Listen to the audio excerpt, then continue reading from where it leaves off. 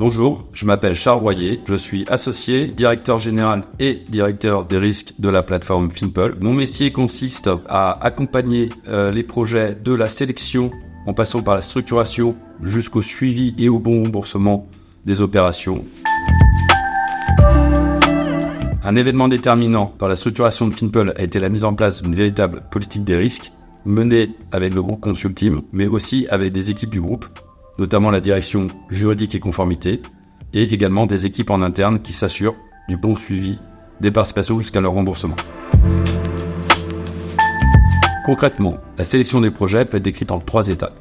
Le sourcing, qui est tout le travail sur le terrain des équipes de développement et de présentation des opérations aux analystes et aux responsables du financement. La sélection des projets, où là intervient la direction des risques, la direction juridique, conformité, en vue d'une sélection des projets et une présentation au comité, avec des collèges votants. Et enfin, la dernière étape, qui est la finalisation de la due diligence et la préparation de la mise en ligne sur la plateforme Finpol.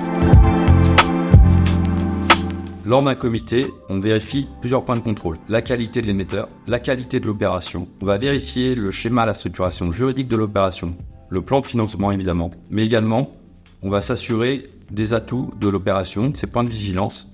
On va en discuter entre membres du comité, qui est composé de 3 collèges, et qui à la fin de ce comité doit délibérer et donner un avis. Il existe 3 avis possibles. Un avis favorable, sans condition suspensive, qui est assez rare. Un avis favorable sous condition suspensive, ou un avis défavorable. Dans un contexte un peu plus contraint et difficile depuis 18 mois, comme vous le savez, la politique des risques de Finpol a dû s'adapter. Tout d'abord, en renforçant nos critères de sélection en comité. Deuxièmement, en augmentant le niveau d'analyse financière de nos dossiers avec des compétences en interne et en externe. En améliorant également la structuration de security package avec des projections sur l'exécution des garanties. Et enfin, en renforçant l'équipe de suivi de participation afin d'apporter une communication régulière aux investisseurs, mais également d'apporter un véritable accompagnement auprès des opérateurs. Nous sommes persuadés que c'est en renforçant notre politique des risques et la structuration de nos produits, nous allons au mieux sécuriser nos clients investisseurs et que nous allons pouvoir accompagner les opérateurs dans leurs besoins de financement dans un marché d'opportunités.